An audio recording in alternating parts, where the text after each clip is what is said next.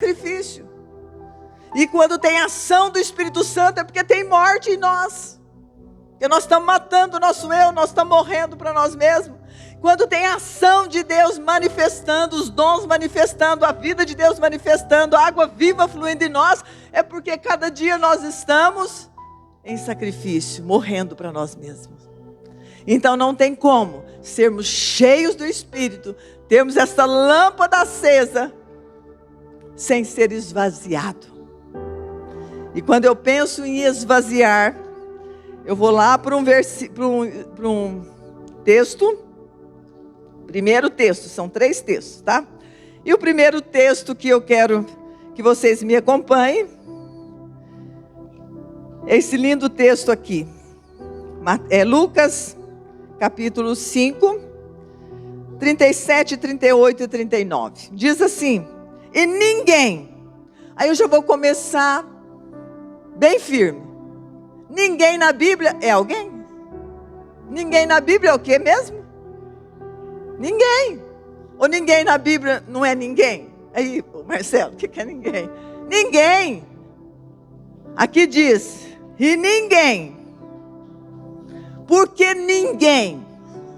Porque é impossível você ser cheio do Espírito, fluindo água viva, poder e autoridade, sendo cheio de si mesmo. Não tem como. Então, esta noite o Senhor te dá uma palavra: esvazie-se de si mesmo. Deixa vazar o que tem te trazido glória para si mesmo. Deixa corromper, deixa queimar aquilo que tem ainda sustentado para a tua glória. E aí ele diz aqui, e ninguém, então é ninguém, põe vinho novo em odres velhos, pois o vinho novo romperá os odres, entornar-se-á o vinho e os odres se estragarão. Quer dizer, perda total. Eu não creio e nunca iria entender se o Senhor me pedisse para eu trazer esta palavra sem acreditar que Ele queira fazer na sua vida. Senão não seria óbvio que ela seria verdade. Se essa palavra está aqui, porque ela é para mim e para você. Então o Senhor te chama esta noite, esvazie-se de si mesmo.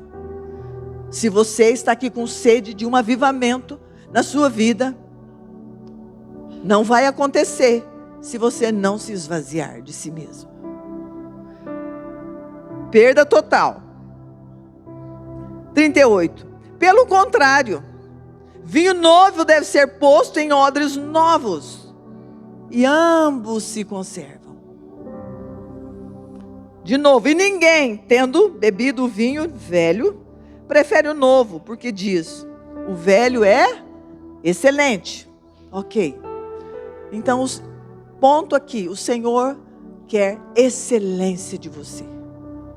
Não seja um crente mais ou menos, não. Nem de meia boca. Nem só para a direita da sua casa, para a esquerda não. No andar de cima mais ou menos, de baixo não. Na feira do sábado, mas do domingo não. Ou para aquelas pessoas da sua família que te sorri mais para você, mas para o outro não.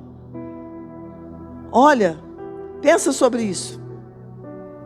Ele diz aqui que ninguém, ou então, não adianta, meu filho ou minha filha, se ele falasse diretamente conosco, assim, verbalmente, não tenta buscar ser cheio da minha verdade, do poder de Deus e de autoridade, e querer tudo que eu tenho, que eu preparei para você, se você não se esvaziar daquilo que você acha que é o melhor. Agora, pensando um pouquinho, a gente vai pensar o seguinte, é urgente que isso aconteça conosco. É urgente. Não tem jeito. Porque o vinho novo está sendo servido. O avivamento foi programado por uma semana. Meu Deus, não podia ser 1, 2 dias só não? Mas uma semana? Será que não vai ser o suficiente para a gente dar uma esvaziada? Uma boa esvaziada e uma boa... um bom toque de Deus para sermos melhores? Ou será que nós vamos chegar no domingo e na segunda falar, foi bom? Podia fazer de novo, foi tão bom? Podia nem precisar nunca de fazer mais. De tão bom que nós ficamos. Podia fazer outra coisa. Marcar evangelismo, marcar outras coisas. Marcar outras coisas. E muitas outras coisas, não só de avivamento. Pensa, onde nós estamos? Então eu creio que é urgente. Agora veja bem. Por que ele fala desse vinho novo em odres velho? Ele corrompe. Porque o odre velho, não sei se você já viu, eu já vi. E em Israel a gente vê. E outro dia nós fomos numa pessoa que tem uma vinícola lá em Portugal e foi explicar para nós. Não era nem coincidência. Eu fui visitar, a pessoa de Portugal estava lá e tinha uma vinícola que acabou explicando para nós. E eu fiquei assim, meu Deus, por que ela está explicando isso? Ela nem sabe que eu estava lendo essa palavra. Foi inclusive na segunda tarde, depois que eu falei com o Marcos, eu fui fazer essa visita, a pessoa estava me explicando. O odre velho, ele resseca. A palavra que ela deu, que eu ouvi, era isso. E aquilo foi caindo a ficha para mim. Porque ele está explicando aqui daquele odre que colocava, que era aquele couro, que era aquele formato como se fosse um saco, um negócio costurado. E aquilo com o tempo seca. E essa palavra se refere ao vinho novo em algo endurecido e seco. Olha o perigo da nossa vida. E o Senhor nos dá, e o Senhor nos dá, e o Senhor nos dá. E nós estamos tão endurecidos, tão ressecados, tão feridos, tão machucados, tão amargurados, tão tristes, tão amarrados no passado, tão enterrados nas situações, matando a nossa vida, e Deus derramando o vinho novo, só que o odre, ele não é amolecido, ele é ressecado, e ele estoura quando o vinho começa a fermentar. Ele tem uma acidez, segundo eles lá, num grau tão elevado, que ele explode o odre, ele arrebenta o odre. Vai curtindo, ele explode. E eu comecei a pensar na palavra de Deus. Algo novo para nós, uma unção que renova, uma unção que cura, uma unção que trata, uma unção que ensina. Quanto essa igreja tem ensino, em célula, ensino, quanto nós temos ouvido ensino, quantos anos. E tudo que essa igreja faz, ela tem a palavra, ela tem a essência da palavra, não é nada copiado, não é nada mandado fazer. Os pastores estudam e as coisas traz capacidade para a gente aprender. É vinho. Será que nós não estamos ficando ressecados ao ponto de estourar e perder tudo? E quantas pessoas perdem tudo? Que essa palavra, que essa semana de avivamento amoleça a sua vida, o seu coração. Que esta noite a palavra amoleça o teu coração a tal ponto que você resista às pressões do conselho de Deus. Sabe por quê? Porque nós somos bons para receber muitas coisas boas. Mas quando as provações vêm, quando a resistência da verdade vem e nos aperta, quando as aflições e as correções chegam, quando a palavra de Deus vem como juízo para nos cobrar, nos ensinar e nos corrigir, nós endurecemos, nós não amolecemos. Entendem? Nós não amolecemos.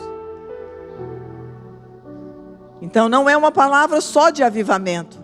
Talvez seja uma palavra realmente de esmagamento. Porque se a uva não for esmagada, triturada, amassada, quebrada, tratada, ela não se torna um vinho para ser colocado no odre. Jesus também foi esmagado por nós.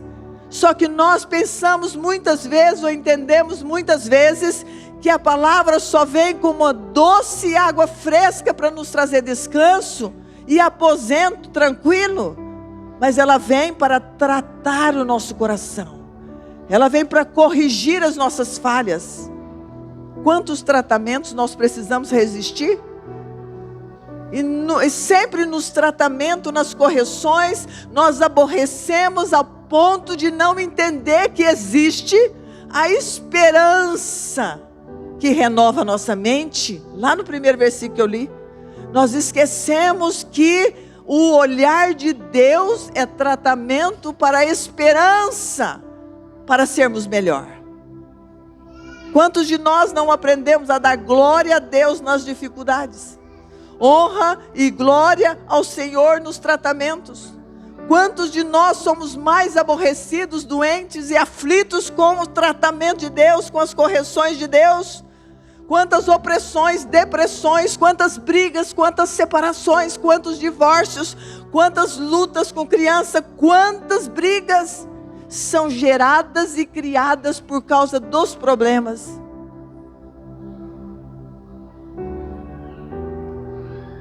O Senhor quer nos ensinar a receber a palavra e amolecer com a palavra, para que o vinho, nesse grau de acidez, trate com o nosso coração. Que nas lutas a partir de hoje você seja melhor. Que nas provações a partir de hoje você seja mais moldado. Que nas guerras a partir de hoje você seja melhor guerreiro. Que nas lutas que você passa na sua casa você esteja melhor em oração. Menos de reclamação. Que no seu casamento, nas dificuldades, você seja o melhor intercessor do que um reclamador. Ou que para o seu cônjuge você reclama menos dele, você acusa menos, você fale mal menos, você traga menos problema para casa e seja um melhor intercessor, guerreiro, força. Quanto mais você vai ser apertado pela verdade, mais amolecido vai ser seu coração e mais apurado vai ser o vinho. Não deixe o vinho novo perder. O vinho desse avivamento está vindo para nos provar também. E que você saia aprovado daqui. Amém?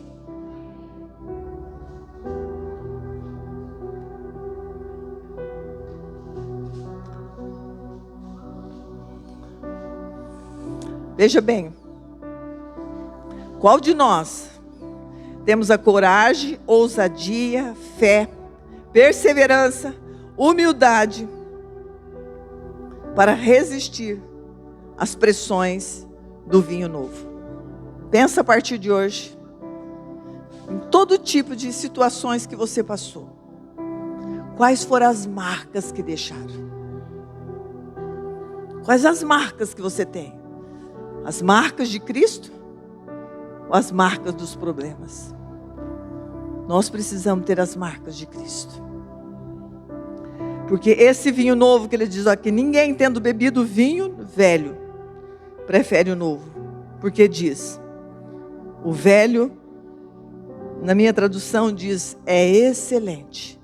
Que a partir de agora, as pessoas que olharem para você, falem, eu sei quem você é. Nas suas lutas você perseverou. Nos seus problemas com o casamento você não correu para desmanchar, você correu atrás do prejuízo. Você se humilhou, você pediu perdão, você resolveu o problema. Pressões. Nós não vamos ficar longe das pressões. As pressões precisam nos ensinar a sermos moldados para guardar o vinho de excelência. Amém? E eu pergunto, todo avivamento, com certeza, leva o quebrantamento e o arrependimento, mas para um esmagamento. Se o nosso orgulho não for esmagado, se a nossa altivez não for esmagada, se as nossas preferências não forem esmagadas, nós não vamos ter vinho de excelência. E o Senhor quer olhar para você e ter certeza que o que você tem transmitido é excelente. É algo novo. Amém? Vamos pensar num homem. Eu não vou abrir, não vou ler o texto, porque eu quero trazer só o texto para lembrar vocês. Creio que vocês sabem, se não souber eu vou citar só os versículos, vocês conferem. Jonas. Eu estudei esses dias, pensando um pouco sobre ele, e hoje eu li mais um pouquinho, para marcar alguns textos sobre a vida de Jonas. Jonas, o homem de Deus, que foi chamado para levar uma palavra de avivamento a Nínive. Nínive estava numa condição de morte.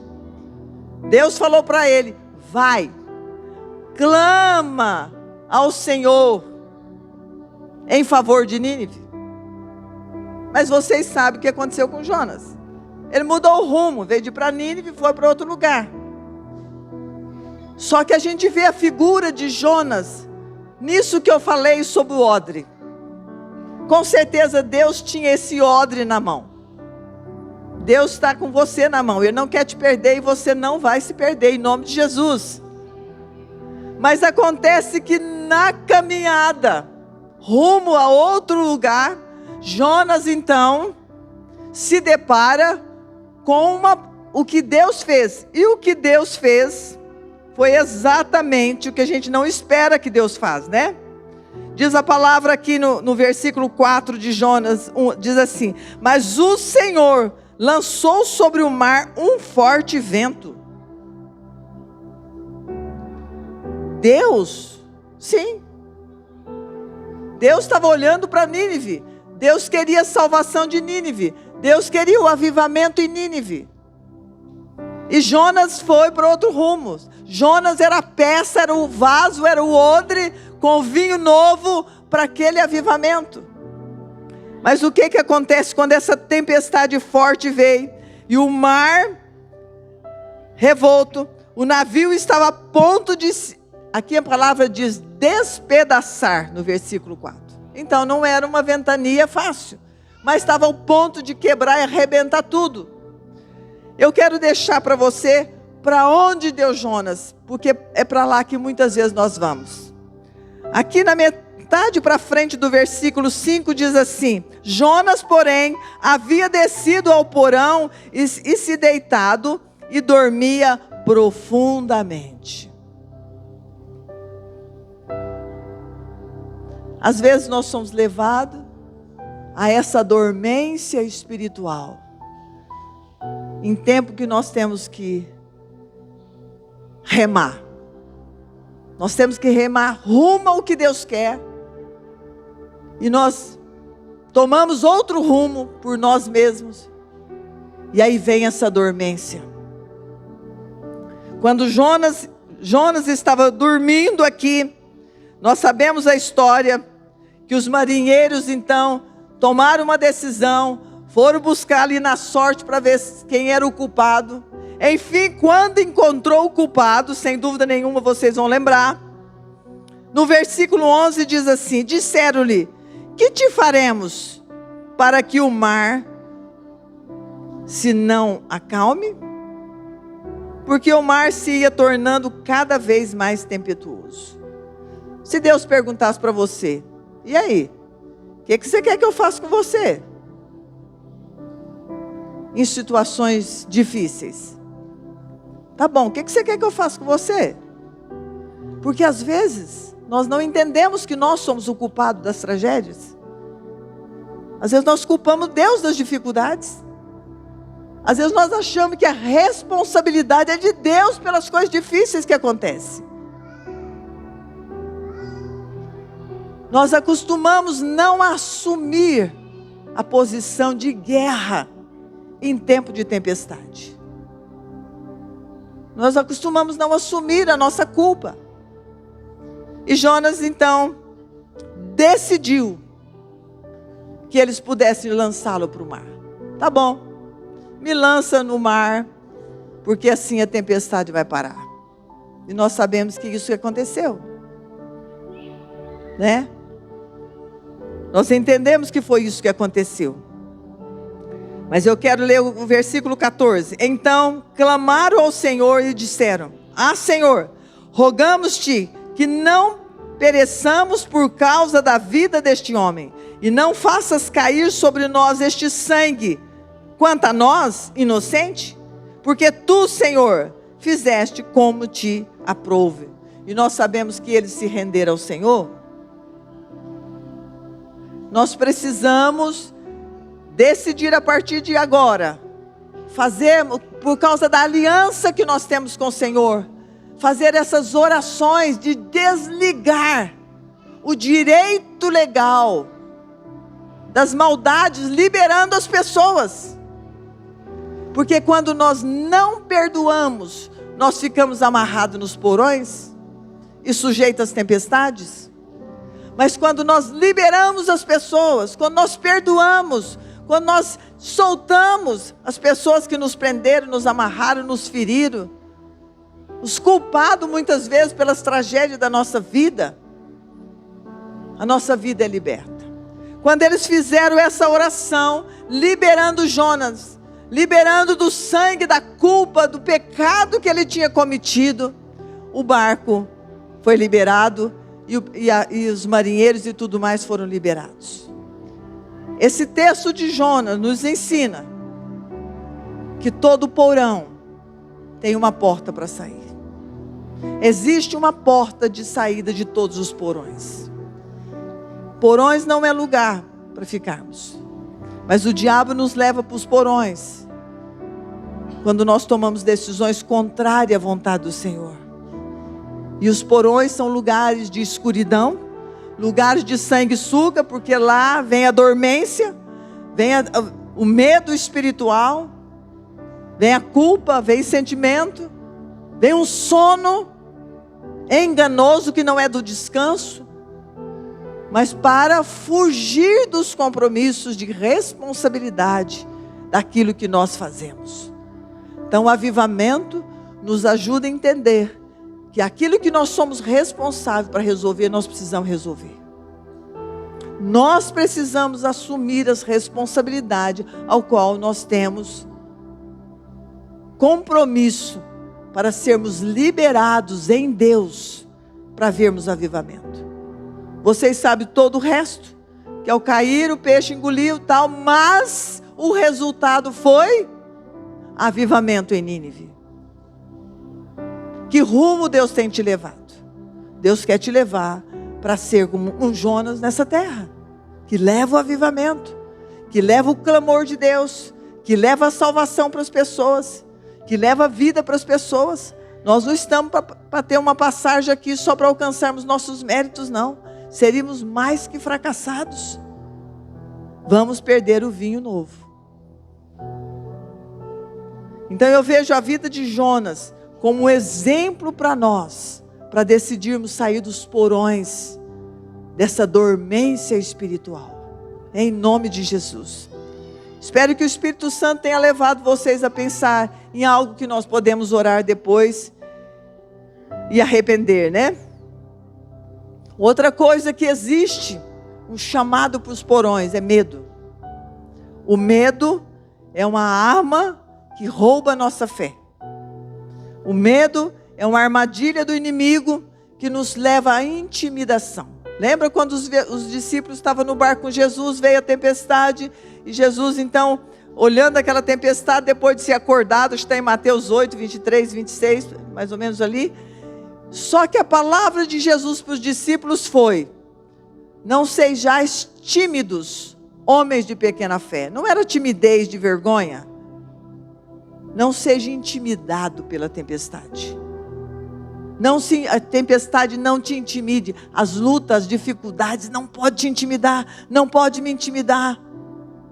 As guerras que vamos enfrentar ainda, as lutas não podem nos intimidar. E ele diz para os discípulos: não sejais tímidos, homens de pequena fé. Essa intimidação vem por causa do medo.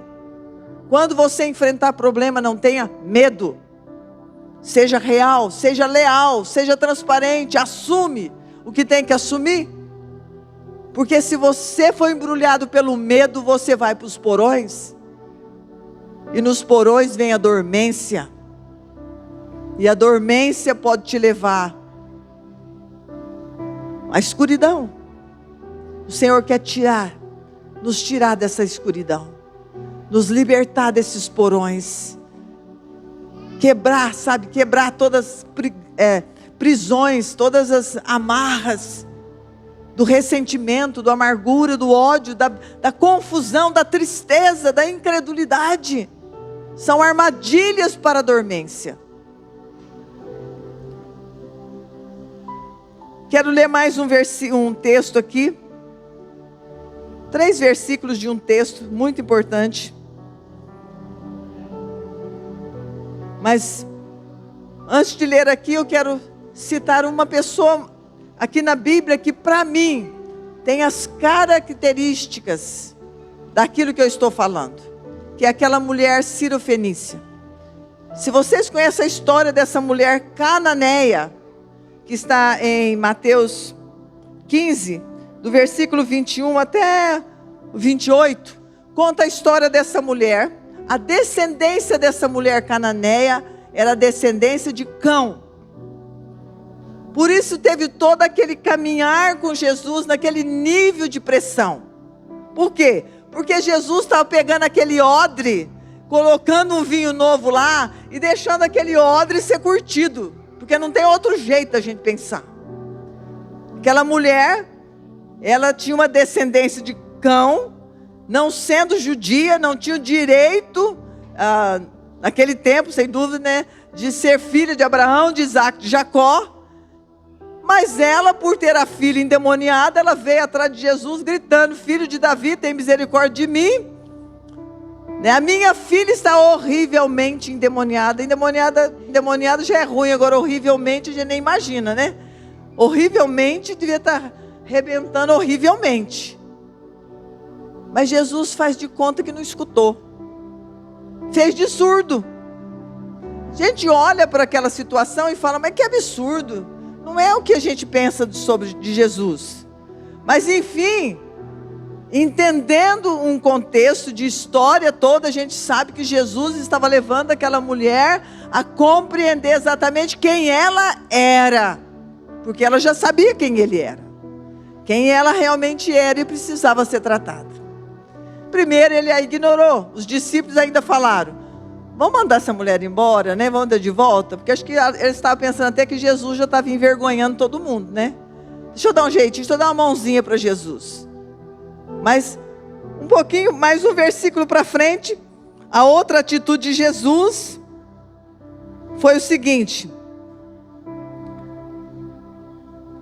No versículo 23. No 23, os discípulos queriam dispensá-la. No 24, Jesus responde: não fui enviado senão as ovelhas perdidas da casa de Israel. Então, é como se ela fosse a perdida que não era de Israel. Depois, no versículo 26, ele diz: não é bom tomar o pão dos filhos e lançar aos cachorrinhos. Então, se conclui que ela era filha de uma cadela. Será que a gente para pensar numa caminhada de uma mulher com Jesus, no nível de comportamento e de sentimento, de palavras, tal como nós lemos aqui? Não tem como a gente não pensar que Jesus sabia exatamente o que estava fazendo e exatamente quem era aquela mulher, a descendência do orgulho, a descendência da altivez, a descendência do poder, e levá-la exatamente num tratamento a tal ponto que os discípulos iriam entender que ela tinha se rendido como filha. Até Jesus chegar e dizer: ó mulher, grande é a tua fé, faça contigo como queres. E desde aquele momento a sua filha ficou sã. Só que antes disso, essa mulher diz assim: Senhor, porém os cachorrinhos comem das migalhas que caem da mesa dos seus donos. Eu posso ser considerada como uma filha de uma cadela, mas eu como as migalhas do meu Senhor. Tu és o meu Senhor. Tu és o meu Senhor. Isso é tratamento de odre. Esse odre foi sendo curtido, foi sendo curtido, foi sendo amolecido, até sair vinho com excelência. Até hoje, e com certeza para sempre, essa mulher tem vinho de excelência. E nós? Às vezes não suportamos meia palavra, não suportamos um olhar que olha meio torto para nós. E nós? Temos sido amolecidos com o vinho, com a água pura que Deus tem dado para nós? Como tem sido o tratamento dia a dia da sua vida pela palavra, para te moldar como um odre tratado, moldado, curado para ter vinho de excelência. Resultado de um avivamento é vinho de excelência.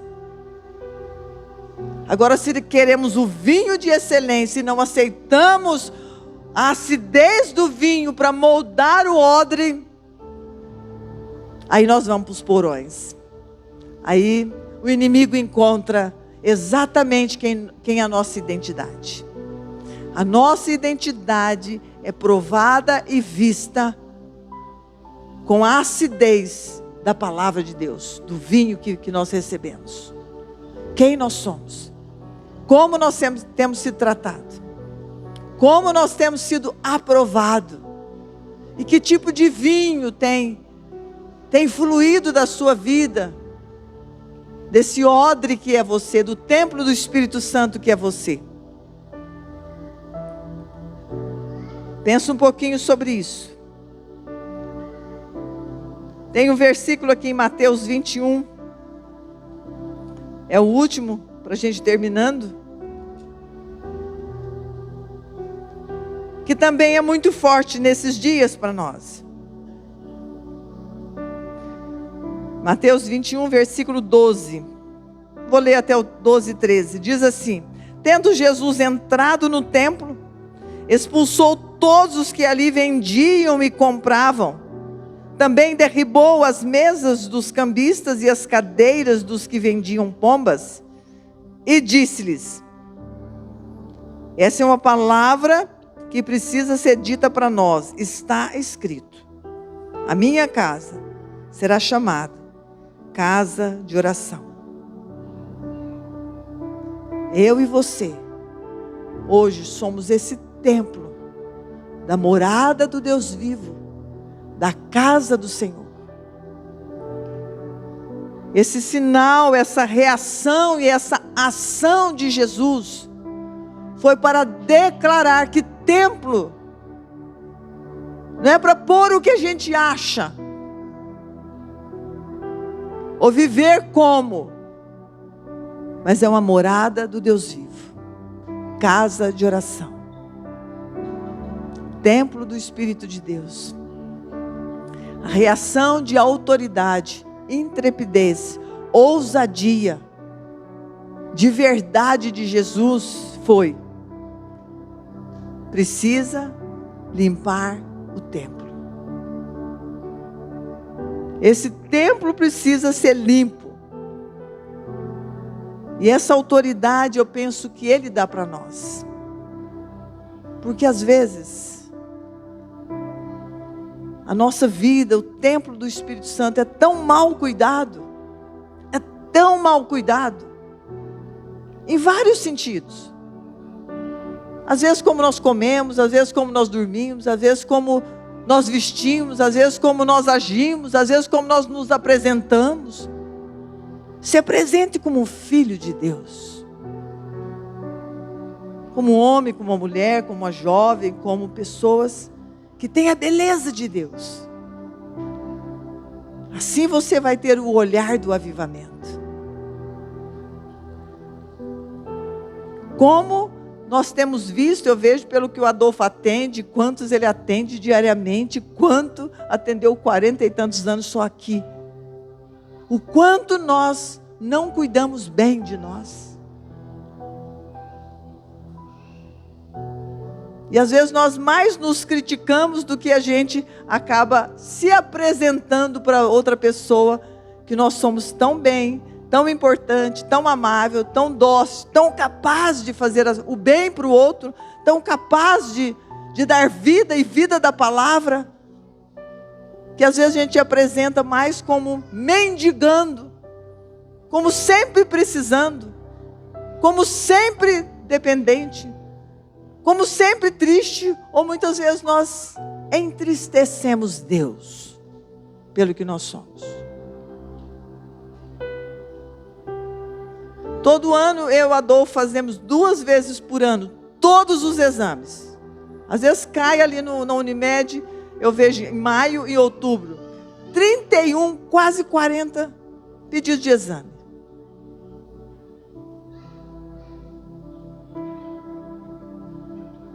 Eu tenho 66, 7, 8, 68, gente, eu perdi a conta. 68. Não sinto nada. Durmo pouquíssima noite. Temos 9 netos. Fruto de 4 filhos.